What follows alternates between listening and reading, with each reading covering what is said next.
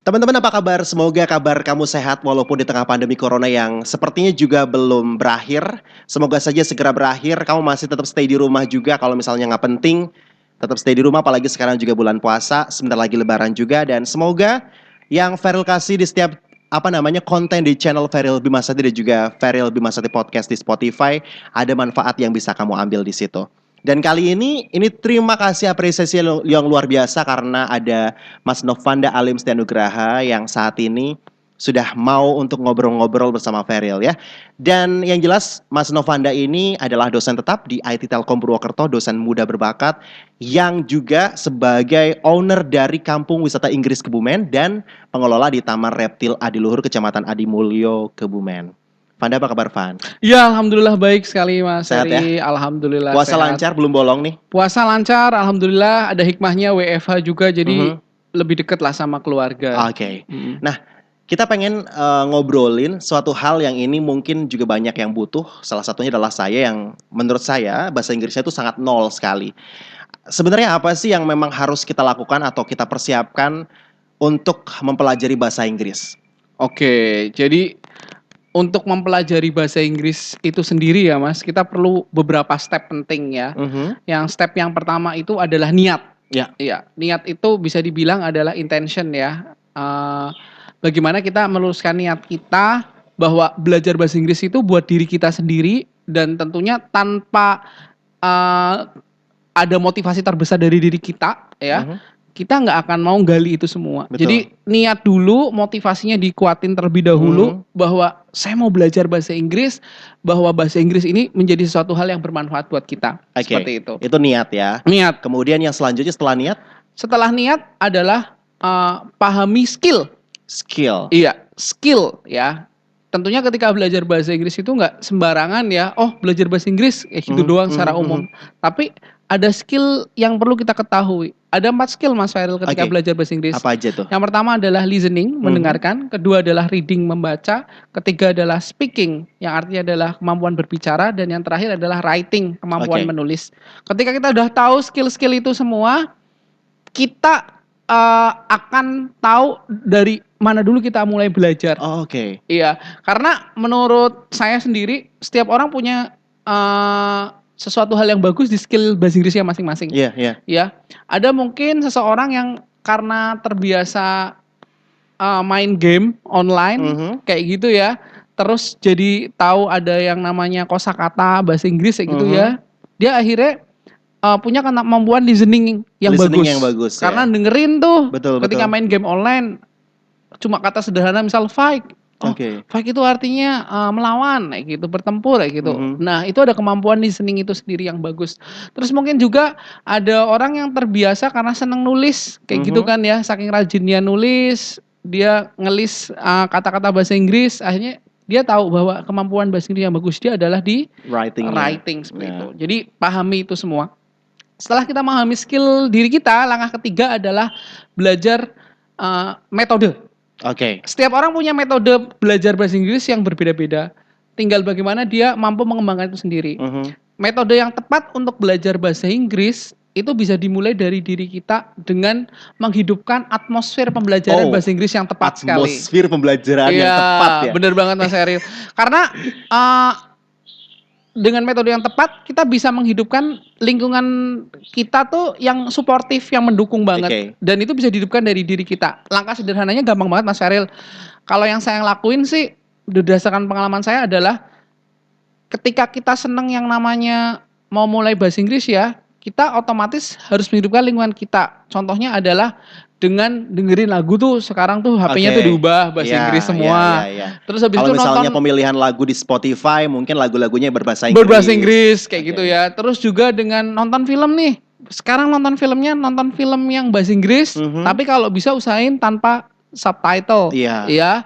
Oke, tanpa atau subtitle mungkin nonton terjemahannya di YouTube, reality show gitu ya, dengan kita bisa melihat tayangan-tayangan berbahasa Inggris, lama-lama kita juga bisa tahu ya. Tahu. Atau yang paling bagus itu bisa yang sekarang adalah nonton yang namanya podcast di YouTube, tapi yang bahasa Inggris ya. Itu bagus banget karena banyak konten-konten yang lebih up to date dan millennials banget. Iya. Jadi kita tuh seneng banget ya. Jadi konten-konten tentang bahasa Inggris. Jadi dibangun cara itu. Atau cara sederhananya adalah kita bisa dengan menggunakan metode berbicara di depan cermin.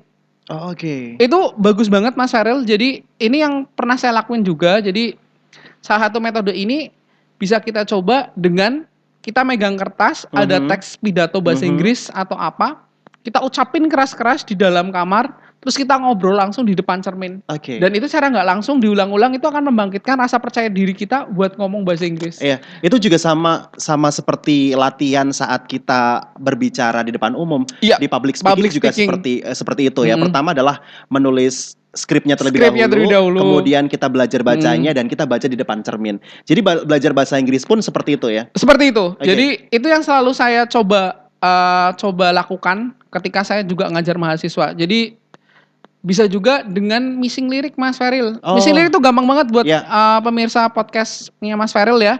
Jadi missing lirik ini metode yang efektif yang saya lakukan ke mahasiswa saya. Jadi ketika saya nontonin video di depan kelas, jadi itu ada video lagu bahasa Inggris ya.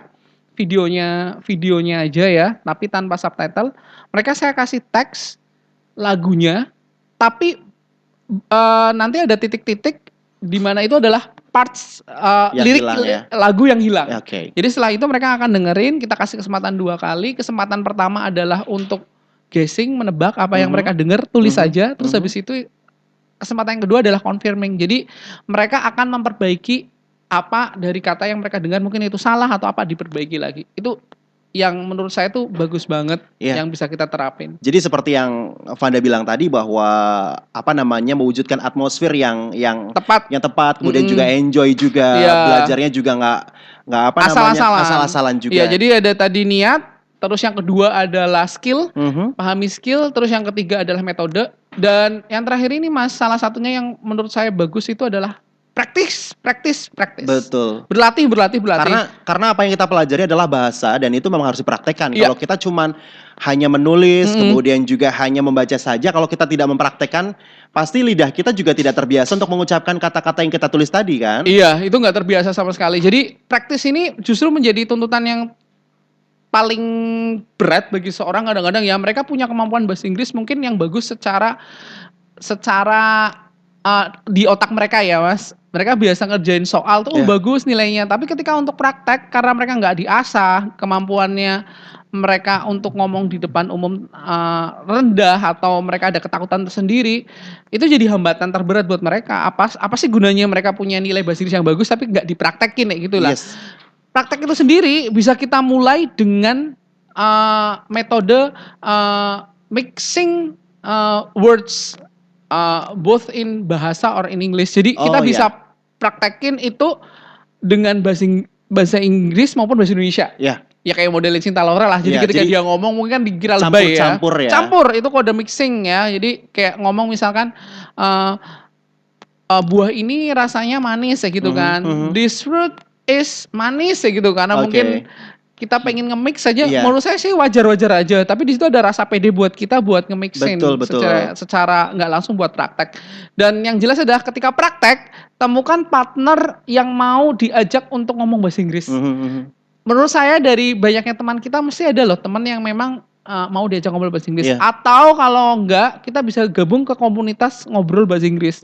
Ya, jadi seperti yang kita tahu di masa pandemi sekarang, komunitas bahasa Inggris tuh nggak harus ketemu langsung sama orangnya, tapi kita bisa juga join di Zoom, terus juga di live Instagram juga banyak, Facebook juga banyak kayak gitu, yang mana itu adalah free secara nggak langsung, atau juga bisa sama temen WhatsApp kita ya, dipakai WhatsApp video ngobrol pakai bahasa Inggris secara nggak langsung, itu juga bisa kayak gitu. Jadi kata kuncinya adalah praktek, itu yang utama.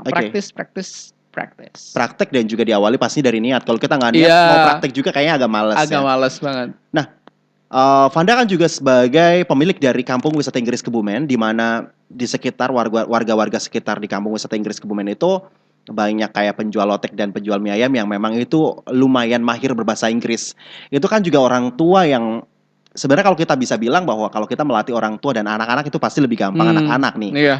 Apa sih yang Vanda lakukan kepada warga bukan warga binaan. Kalau lebih warga binaan penjara dong. Lebih ke ini ke apa Mitra ya? atau apa? Ke inilah ya. Istilahnya Kalau saya sih apa? memang nyebutnya warga binaan ya. Cuma memang kalau kalau secara istilah peyoratifnya itu agak kalau orang bilang warga binaan ya gitu. Iya. Kalau saya sih lebih nyebutnya sih lebih ke warga binaan atau mitra lah. Mitra ya. Mitra belajar kayak gitu ya. Apa sih yang dilakukan sama Vanda dan tim untuk bisa melatih mereka berbahasa Inggris?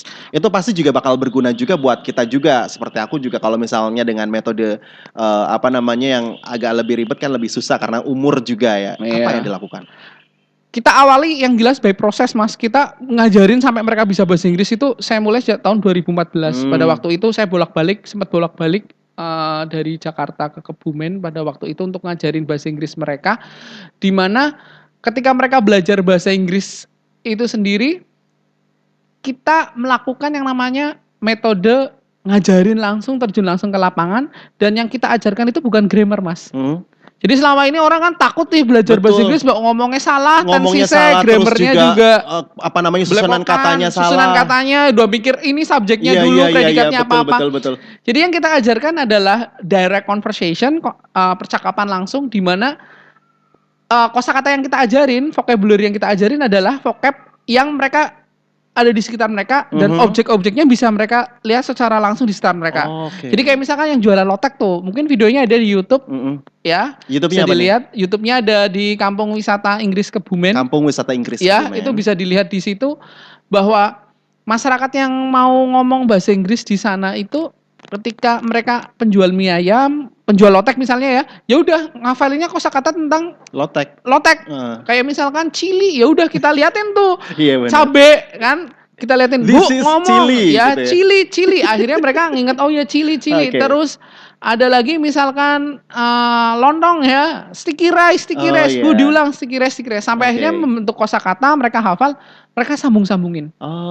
Dan memang kita kasih bahasa Inggrisnya itu selain kosakata yang mereka lihat sehari-hari, kita juga kasih daily conversation yang gampang-gampang kayak misalkan how are you? Mereka pasti jawabnya ya I'm fine, thank you. Belum bisa ngembangin kayak ketika kita jawab bahasa Inggris how are you? Mungkin jawabnya nggak I'm fine, thank you, tapi bisa mungkin jawaban yang lain kayak gitu. Misalkan I'm good, I'm amazing kayak gitu. Kalau mereka masih standar I'm fine, thank you. Tapi itu udah lumayan banget Mas Sheryl. Maksudnya dalam artian ada motivasi tersendiri dan mereka pede dengan logat mereka. Dan itu bahkan kadang-kadang anak-anak atau siswa yang praktek di sana tuh takjubnya adalah ibu-ibu ini cuma lulusan SD, SMP, pede ketika direkam, ketika ngobrol, dan itu jadi kayak trigger sendiri, motivasi berharga buat anak-anak atau siswa yang belajar bahwa ini mereka ibu-ibu loh, tapi mereka mau berani praktek. Walaupun mungkin ketika praktek itu pronunciation-nya atau cara pengucapannya itu salah gitu, atau logatnya masih ngapak banget ya. Tapi itu luar biasa banget kayak gitu efeknya. Seperti itu. Itu adalah cara-cara yang memang dipakai oleh Vanda dan juga tim dari Kampung Wisata Inggris Kebumen adalah mengenalkan kosakata di mana benda-benda di sekitar ibu-ibu tersebut. Oke. Mungkin ini terakhir dari Vanda. Apa sih yang terakhir yang pesennya buat teman-teman yang pengen belajar bahasa Inggris? Oke, yang terakhir teman-teman harus lakukan untuk mau belajar bahasa Inggris adalah yakinkan diri kita bahwa belajar bahasa itu manfaatnya luar biasa Mas Sheryl. Dan orang dengan belajar bahasa ternyata itu yakin deh bisa menguasai apapun. Karena bahasa itu jadi jembatan komunikasi yang utama, apalagi bahasa Inggris ya. Mau ketemu siapapun dan negara manapun sekarang lagi tren banget belajar bahasa Inggris, kayak Cina lah. Betul. Ya. Kayak di podcastnya Bang Deddy Corbuzier itu ya, bahwa sama Helmi Yahya, Cina tuh sekarang yang jadi tren bisnis utama adalah belajar bahasa Inggris. Les-lesan bahasa Inggris sangat menjamur banget. Dan menurut saya adalah bagaimana buat teman-teman semua yang mau belajar bahasa Inggris, kita tuh dimudahkan banget dengan media belajar bahasa Inggris yang ada. Kita di HP dengan kuota Instagram kayak gitu kan ya, banyak sekali media yang belajar. Follow aja IG-IG yang berbau pembelajaran bahasa Inggris. YouTube juga ada podcast dengan belajar bahasa Inggris. Aplikasi pun sama. Di HP saya ada Kamus juga, tentang Oxford juga, Grammarly juga, terus juga ada juga Easy English juga. Jadi di situ ada aplikasi belajar bahasa Inggris yang mana menampilkan videonya bisa kita download dan bisa kita gunakan untuk latihan. Jadi zaman sekarang untuk belajar bahasa Inggris menurut saya banyak sekali medianya karena kita punya media kayak gitu. Jadi kalau dulu orang kan mikir harus bayar mahal nih kursus, ketemu dengan tutor atau guru bayar mahal atau apa. Tapi sekarang dengan media yang kita punya, kita bisa belajar eksplorasi dari media manapun. Dan tentunya itu tadi 4 hal yang harus kita jabarin tadi. Seperti yang pertama adalah niat, yang kedua adalah skill, yang ketiga adalah metode, yang keempat adalah practice dan practice. Oke. Dan thank you banget buat Vanda yang udah meluangkan waktu untuk ngobrol-ngobrol. Ini adalah mungkin yang dasar-dasar saja ya. Semoga saja sih dengan informasi yang Vanda kasih buat teman-teman ini bisa memotivasi lagi untuk kita bisa belajar dan juga lebih memperdalam bahasa Inggris kita. Iya, terima kasih Mas Feril, dan tentunya kalau teman-teman yang mau belajar bahasa Inggris, silahkan saya buka kesempatan juga bisa tanya. Saya senang banget interaktif ya. Jadi ada di Instagram saya @novandanugraha atau di YouTube channel saya di Novanda Nugraha. Jadi saya sering ngepost di YouTube ya. Jadi pembelajaran bahasa Inggris yang saya lakukan sama mahasiswa saya. Oke, nanti untuk link Instagram dan juga link YouTube, channel YouTube dari Novanda bakal aku kasih di description box juga ya. Nanti jika bisa langsung diklik atau mungkin kalau misalnya nanya-nanya bisa DM aja langsung ya. Thank you Vanda. Ya, terima kasih dan selamat berpuasa dan tetap stay at home untuk memutus rantai pandemik ini sehingga semuanya bisa berakhir dengan baik. Ya, thank you juga buat kamu yang sudah nonton. Jangan lupa untuk yang belum subscribe channel Feril, langsung aja subscribe sekarang juga karena subscribe itu gratis, like, komen, dan juga share untuk orang-orang terdekat kamu. Dan semoga channel aku, konten aku bisa bermanfaat buat kamu semuanya. Thank you buat yang sudah nonton and bye-bye.